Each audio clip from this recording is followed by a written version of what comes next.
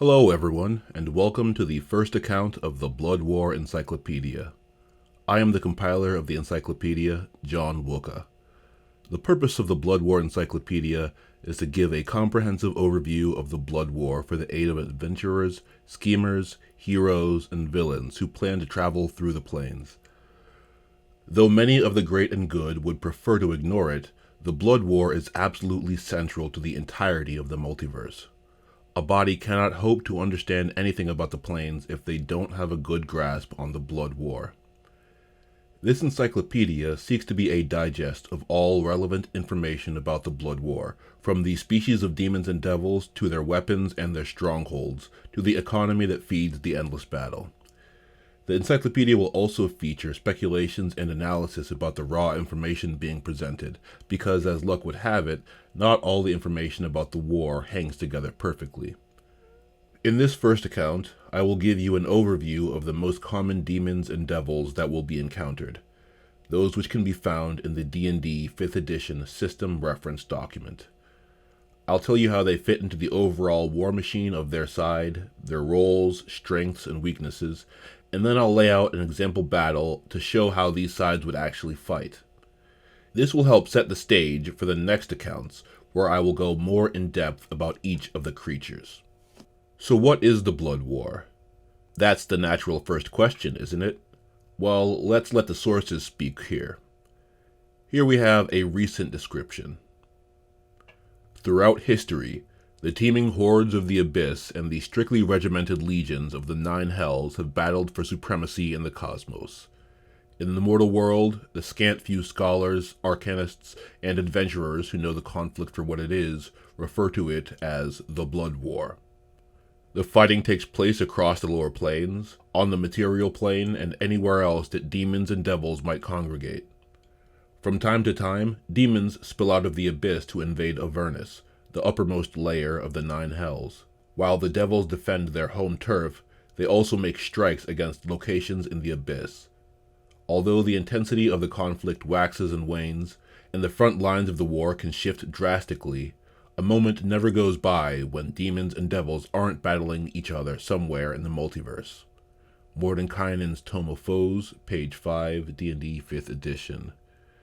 And from a much earlier work, we have this quote. Most Burks think the Blood War is nothing more than the millennia-old battle between the Tanari and the Batizu.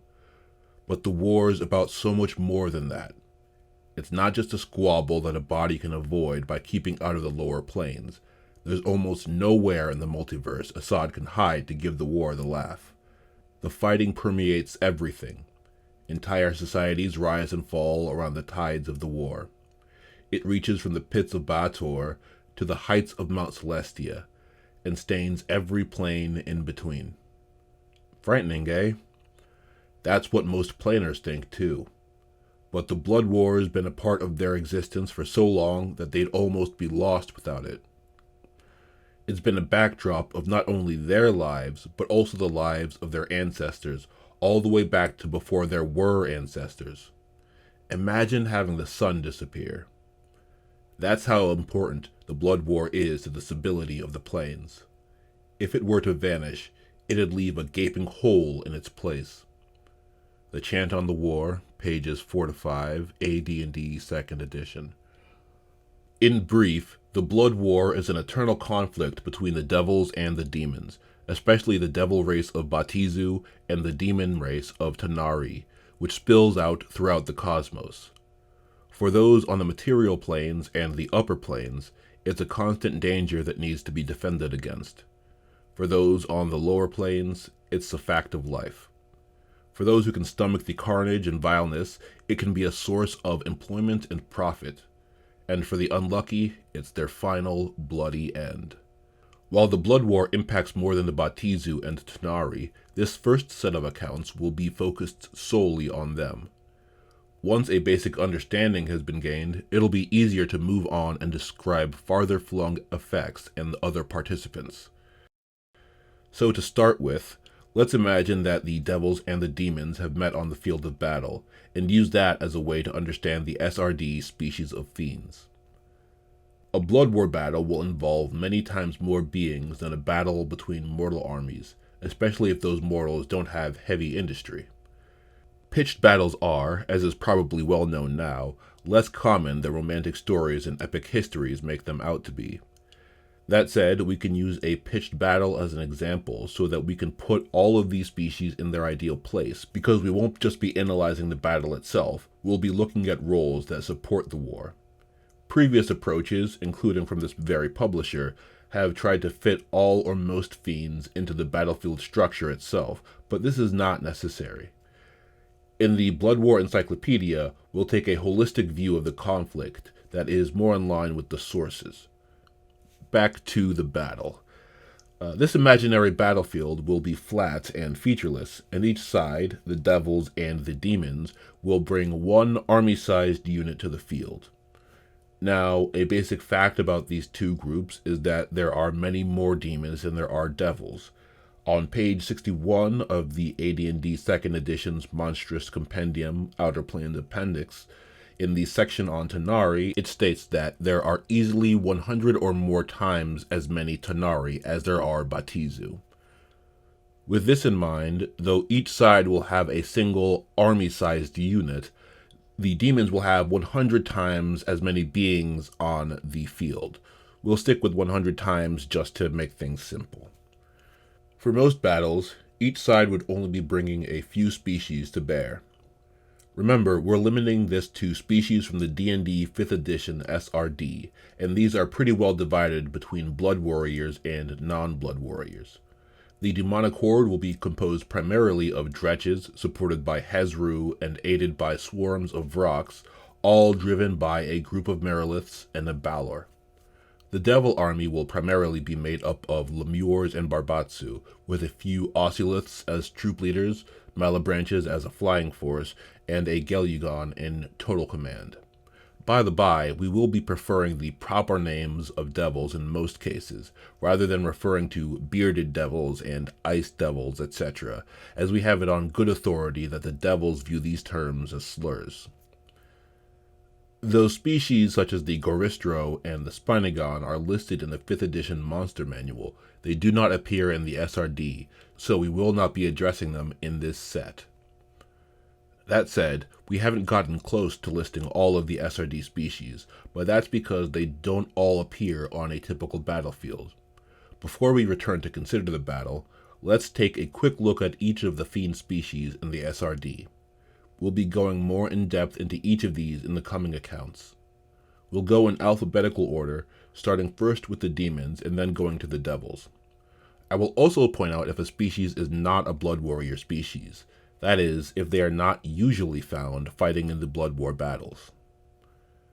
The first demon is the Balor, a huge creature who commands the demonic hordes in the Blood War.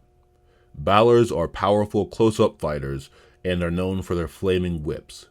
They are also extremely cunning, and their bloodlust is nearly unmatched. Next is the Dretch, almost the reverse of the Balor. Dretches are small, squat, nasty-looking creatures with claws who are the absolute bottom of the demonic hierarchy, among SRD species anyway. Dretches are known for their incredible numbers and their unbearable stench. In battle, they are relied upon to wash over their enemies like a tide while clawing them to death. The third demon is the Glabrizu, a towering, terrifying beast that stands upright and has two sets of arms, a larger one with fearsome pincers and a smaller set ending in hands. Despite their appearance and their combat ability, they are primarily tasked with tempting mortals with power and working other schemes of subterfuge. They are not considered Blood Warriors. The Hezru are the next sort of demon alphabetically. They appear to be large frog people with wide mouths and tough skin. They act as sergeants, so to speak, both enacting the will of the Nalfeshni and also driving dretches into battle in the Blood War. Despite that role, they don't often serve as quote-unquote rank-and-file soldiers, whatever that might mean in a demonic mob. Next is the Merilith, a large being which appears to be half, or 3/4 more like, snake, and half a 6-armed humanoid female.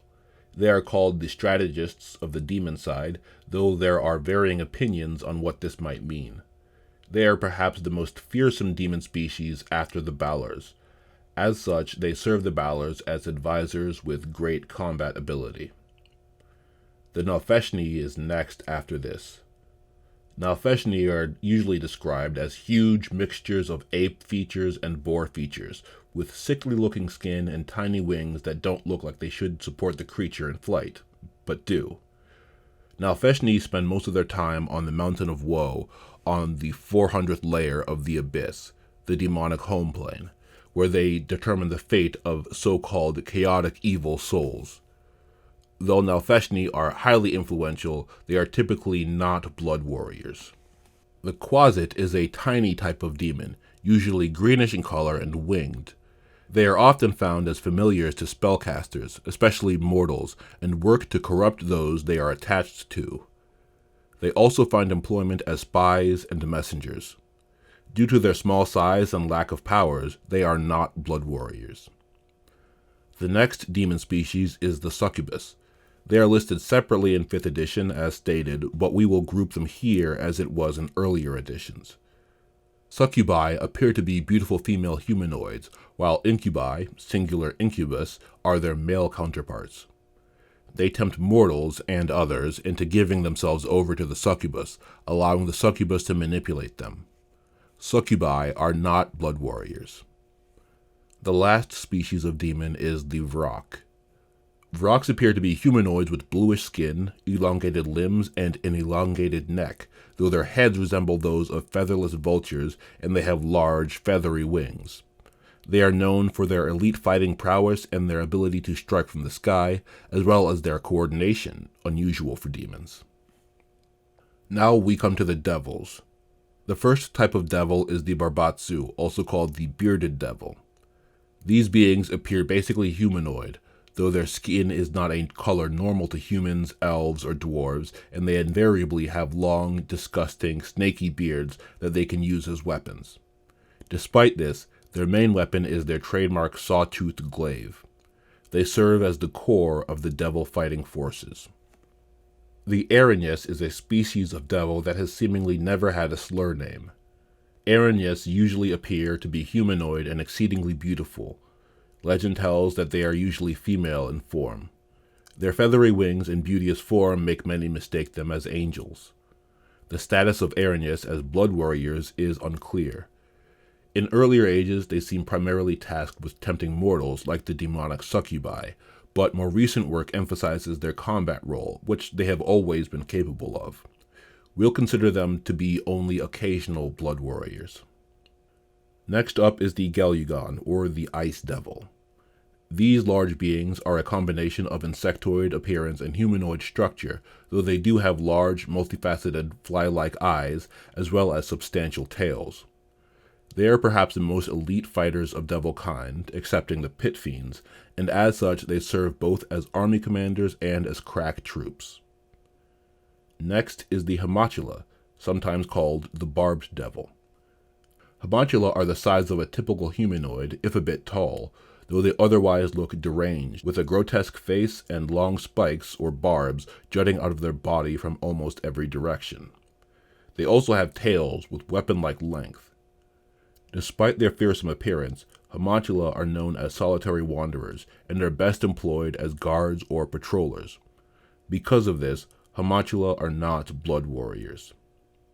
Imps are the next devil species. Imp appears to be enough of a slur name for those who hate them. They are tiny beings with scaly red skin, leathery wings, and diabolical intentions.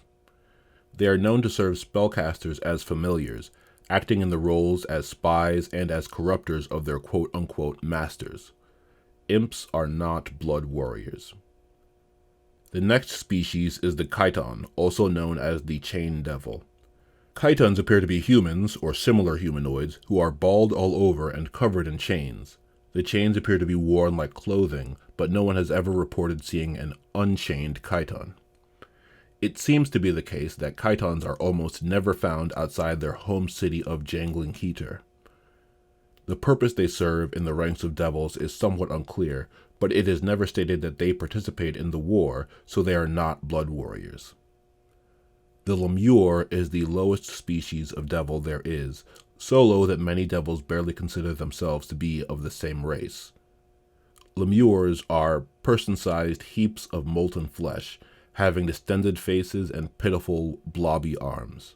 By number, they form the bulk of a devil army's fighting force, though their fighting capability leaves much to be desired.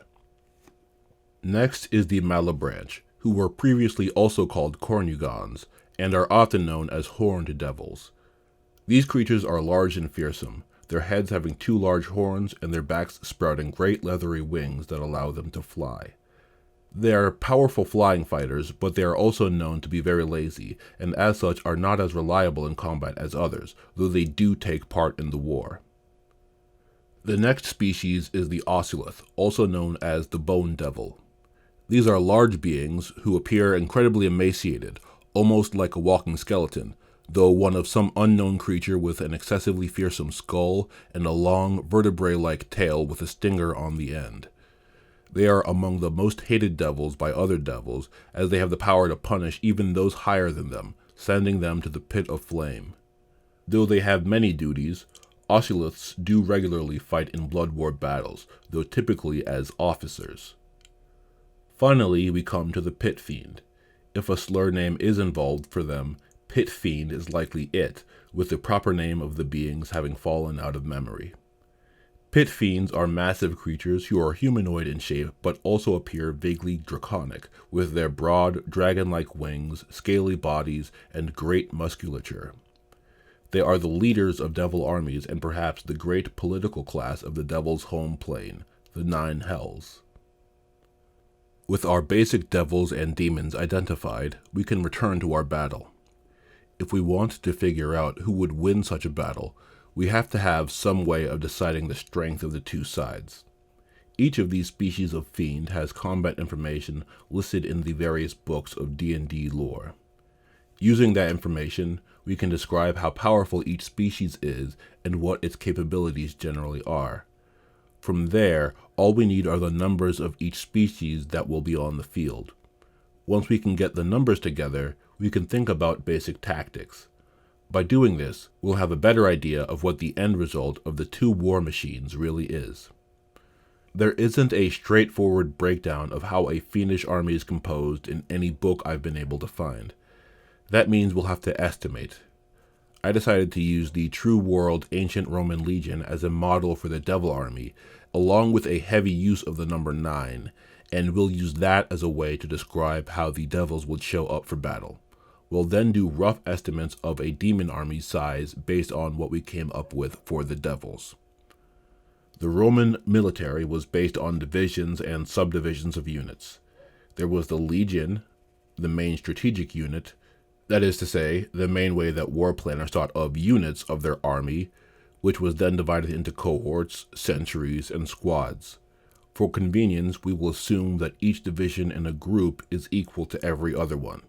In reality, the True World Romans had double strength units as regular parts of their legions, but we won't do that. Now, although I just said our main number is going to be 9, when we put together our total army for the Devils, we're going to have 10 legions in it. Legions in quotes, maybe. 9 of these legions will be the main fighting legions. 6 of them will be Lemure-focused legions, and 3 of them will be Barbatsu-focused legions. The last legion group will be composed of 2 units, a large force of Malebranches, and a command unit made up of the commanding Galugon and their bodyguard.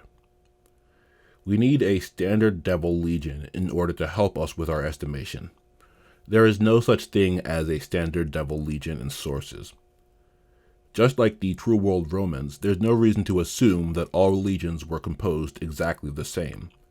This is just a tool we're going to use to help us think about the groupings here, and we're not even going to stick to it that closely. I just want to be clear that when I say Standard Devil Legion, it's something that we're going to define now, not something that you can find in a book. If we were going to set up a Standard Devil Legion, one usable by many kinds of devils, we might start at the squad level. Here we will have our first 9, as the squad will be made up of 8 grunts and 1 squad leader. 9 squads will make up 1 block, and the block will be led by a block chief. 9 times 9 is 81, plus 1 is 82 beings in a block. There will then be 9 blocks making up a cohort, the cohort's leader being the cohort captain. 9 times 82 is 738, plus 1 is 739 beings in a cohort. Then, finally, there are 9 cohorts in a legion, and each legion is led by a legion commander. 9 times 739 is 6,651, plus 1 is 6,652 beings in a standard devil legion. The 3 Barbatsu legions are set up in this way, and the Malebranche group is similarly grouped, with differences we'll discuss. Even Gelugons, when they are the rank and file of their own legions, would use this sort of setup, if it existed. In our Barbatsu legions, the grunts would all be Barbatsu. Squad leaders would likely also be Barbatsu, but might be Ocelots. For the sake of the example, we'll assume they're all Ocelots, to increase the mix of devils. Block chiefs would be Ocelots almost all the time. Cohort captains would most likely be Ocelots, but maybe Gelugons. We'll assume these are Gelugons. And the legion commander of a Barbatsu legion would almost always be a Gelugon. Lemure legions would be run somewhat differently. In a Barbatsu legion, the expectation is that each soldier knows what they are meant to be doing. Lemures are, however, mindless. They respond to mental commands and to force, but they don't march of their own volition. Lemures essentially have to be driven into battle, but this can be done fairly easily by other blood warriors of a higher station. Because of this, Lemure legions don't have squads. Instead, Lemure blocks are made up of about 100 Lemures, often slightly more, which are led, or rather driven, by either a Barbatsu or an Oceloth as block chief. Here we'll assume they're Barbatsu. Above the block chief is the cohort captain, generally Oceloths, and above the captains are the legion commanders. For Lemure legions, the commanders are more likely to be Oceloths than Gelugons, as Gelugons seem slated for more important postings. It wouldn't be strictly out of place for a Gelugon to lead a Lemure legion, but we will go ahead and assume that it's an Oceloth to emphasize the lower status of Lemure legions. Instead of the 6,652 that we previously laid out for the standard Devil Legion, we'll assume that each Lemure Legion has roughly 10,000 beings in it altogether. We would count roughly 4,000 Malebranches to join this battle too. Why are their numbers so low here, compared not only to the Barbatsu but especially to their opposite number, the Demonic Vrox, as we'll get to? Well, the Malebranches are reputed to be very lazy and averse to putting themselves into harm's way. This means that they are not necessarily eager fighters. If this fact stood on its own, it would be no problem. What limits their numbers is that they are the strongest flying devil that is known about in sizable numbers. Since Malebranches can't be trusted to lead themselves into battle, there is simply a lack of beings who could reasonably serve as officers to a vast army of Malebranches. The obvious solution is to choose the Erinyes as officers, and that is what we will be doing. The issue with Erinyes officers is that they are not very numerous. Older texts, such as the Monstrous Compendium, Outer Planes Appendix from the 2nd edition, state that there are a total of only 500 Erinyes in the 9 hells at any one time, found on page 29. This is most likely wrong, but it suggests that Erinyes are much rarer than Malebranches.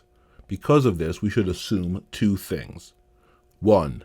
Malebranches are difficult to lead into battle and likely won't respond well to a tall command structure. 2. Erinyes will only be able to keep a limited number of Malebranches in line. With these in mind, let's say that the Malebranches will not be organized into groups higher than the block level. In Malebranche units, the grunts and squad leaders will be Malebranches, but the block chiefs will be Erinyes. The Erinyes chiefs would then report directly to the Gelugon commander. At 82 warriors a unit, 81 Malebranches, and 1 Erinyes, there would be at least 48 even units in this army. The command unit would also be roughly 4,000 beings in total. It would of course include the Gel'Ugan commander. The commander's close bodyguard would likely be Hamatula, as these are most closely associated with this role. This is the most common way for Hamatula to see frontline combat. This wouldn't be a huge part of the command unit, however. More of it would be made up of Barbatsu, Imps, and Ocelots, primarily engaged in administration of the Legion. Imps would act as signal carriers and messengers between the commander and the other officers. Barbatsu would act as general soldiers as well as labor, and Ocelots would act as disciplinarians as well as emergency officers. For the sake of this example, let's assume that we have one Gel'Ugan in the unit as commander, 100 Hamatula, 100 Ocelots, 500 Imps, and the rest are Barbatsu. In true world modern times, we would call these 10 legions something like an army group, but we will settle for simply calling it an army here. An army is any massed force of devils, in other words. This army will then have 60,000 fighters in its Lemure legions, 19,956 in its Barbatsu legions, 4,000 in its Malebranche blocks, and 4,000 in its command unit, for a total of 87,956, or just about 88,000 devils. The demons, of course, must be many more. According to what we had talked about earlier, we would assume that the demonic horde, their equivalent of an army, would be 100 times the size of the devil army. For several reasons, this strains credulity. In this case, it would mean that the devils are bringing 88,000 to face the demons who have 8.8 million. Even 88,000 Gel'Ugans would likely struggle with such a tide. This brings me to a point which I need to make, but I won't expand on much here. If you read the lore of the Blood War, you will be led to believe that the devils are more powerful on a one-on-one basis than the demons are, but the demons win by sheer numbers. If you look at the stats, however, you'll see that this isn't the case. The demons actually tend to be more powerful on a one-on-one basis than the devils are, regardless of the fact that the demons have better numbers. I think that attempts have been made to rectify this, such as the presence of Malebranches, but Malebranches are, unusually for devils, not as gung-ho for war as Vrox are, which means that their presence as a counter is extremely limited. The most important issue, however, is that Dretches are, and always have been, at least twice as powerful as Lemures. This is a problem because Dretches are supposed to win by swarming, not just by fighting, but a Dretch has always been able to destroy a Lemure one-on-one, just going on the listed statistics. If we assume that the creatures exist as they are written, nothing else about the Blood War makes any sense.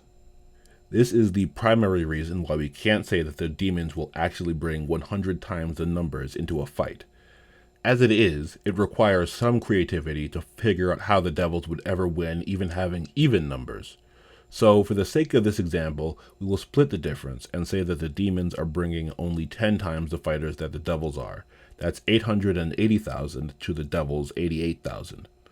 The second thing we need to do is to assume the Lemures have at least 3 times the health that Dretches do. With these two changes, the demons will still have a massive advantage, but the devils will have more than 0 chance. Of course, in the quote-unquote real Blood War, we wouldn't just have one army against one horde, as it were, so not every army would be in a bad spot, but in the big picture, the devils are outnumbered for all time. This is something they have to deal with. Now for the demon side. Rather than breaking down the demon horde based on specific units, we'll just use percentages and round the number to the nearest 1,000. This is because the demons do not use strict regimentation the way that devils do.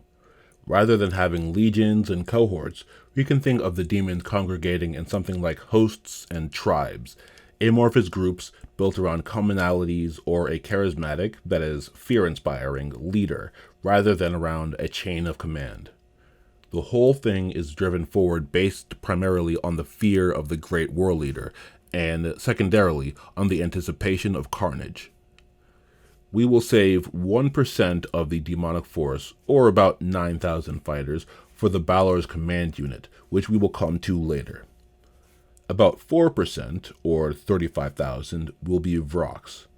This does seem like a very low number, and I think it is, especially proportionally, but there are roughly 3 rocks for every 2 Barbatsu, and 8 times the number of rocks as there are Malabranches. Even if we were to increase the number of Malabranches on the Devil's side, we'd need to force very heavy with them to create a strength equal to that of the 35,000 rocks, and there are stated problems with fielding a large number of Malabranches. I say all that to say this. 4% is a low number of rocks, but this is still a hell of a lot of rocks, more than the stats suggest that the Devils could handle. To get the rest of the numbers, we'll add 9,000 to 35,000 and get 44,000, then subtract that from 880,000 to get 836,000. Similarly to the Lemure legions being led by Barbatsu, we'll assume that every 100 dretches will be led by 1 Hezru. This gets us 8,277 units and some change. If we then assume that some Hezru will handle more than 100 so that we can even some of these numbers out, we'll have 8,000 Hezru sergeants and a whopping 828,000 dretches. Now we come to the demonic command unit. A natural question is why I put the Balor on the battlefield here, but have the Devils commanded by a Gel'Ugan instead of the Balor's true opposite number, the Pit Fiend. From my reading of the sources, it appears to be the case that the Balors need to be on the battlefield. Hezru drive dretches, but don't seem to have much desire to lead themselves. They're said to act on behalf of the Nefeshni, but the Nefeshni are very much not battlefield commanders, despite their appearance. Miraliths are potential commanders, but they are nearly always referred to as strategists and advisors rather than commanders, the way that Gel'Ugans generally are. For efficiency's sake, it's better that the Pit Fiends can send Gel'Ugans and trust their bidding will be done, so a typical Devil army is more likely to be led by a Gel'Ugan than a Pit Fiends. For the demons, however, a Balor and its Miraliths will need to be present with every war horde. The command unit of the demon horde will therefore be made up of the Balor, a few Miraliths, some Hezru, and mostly Vrox. Together, this group will be the engine of the horde, sweeping back and forth over the rear in order to threaten and coerce lagging fighters to get into the combat. With our forces sketched out, let's talk through how this battle might proceed. This will help us clarify the battlefield roles of the Fiends, especially of those who will be getting stuck right into the bloodbath. If we were to get a look at this battle as it was developing, before the two sides touched, what we would most likely see is a roiling mass of flesh steadily approaching from one side, the demons, and on the other side, the Devils in a long, fairly thin line. The Devils would set themselves up with their Lemure legions in the middle and their Barbatsu legions on either side. Each side would have their command unit at the rear of their deployed forces. To everyone present who cared to think about these things, the Devil's formation would be an obvious setup for the tactic that Devils, or Devilologists, call the Broken Wheel, which might be known to true world military thinkers as a kind of double envelopment. The point was for the demons to charge into the middle, allowing the two flanks to swing around and in, pitting the demons between the two Devil forces. This is a classic way for a smaller force to defeat a larger one. The use of this tactic would be thuddingly obvious to the Miraliths and the Balor on the demonic side. The problem for them is that they have little detailed control over their horde.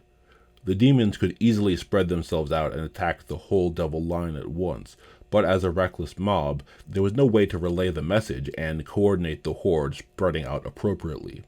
Further, the fact that the Lemures presented a soft target would be extremely appealing to the rushing demons, as opposed to the gleaming glaives of the Barbatsu.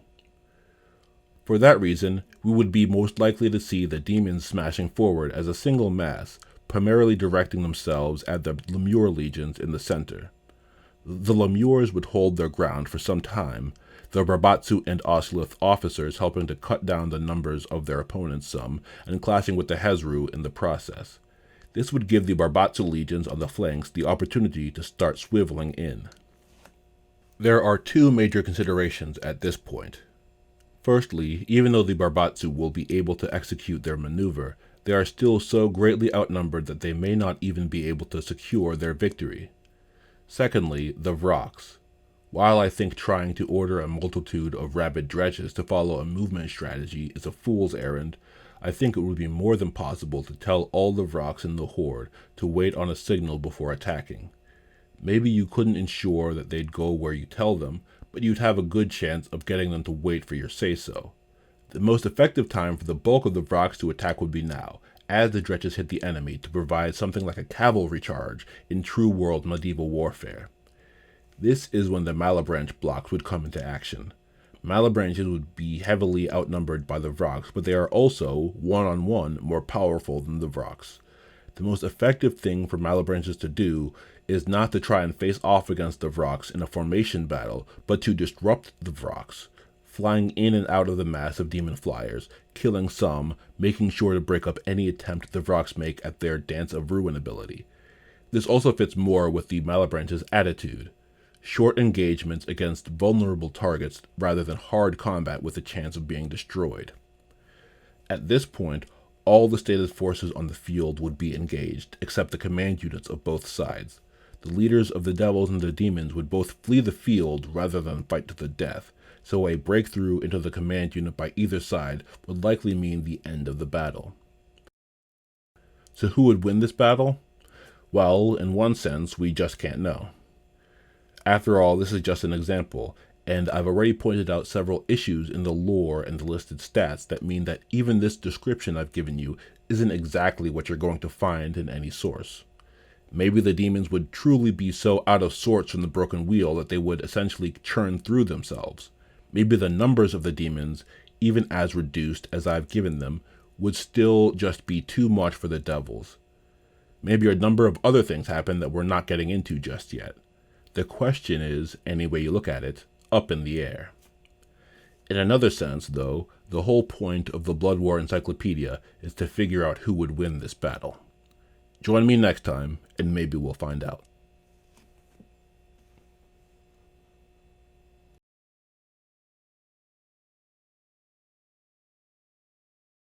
Thanks.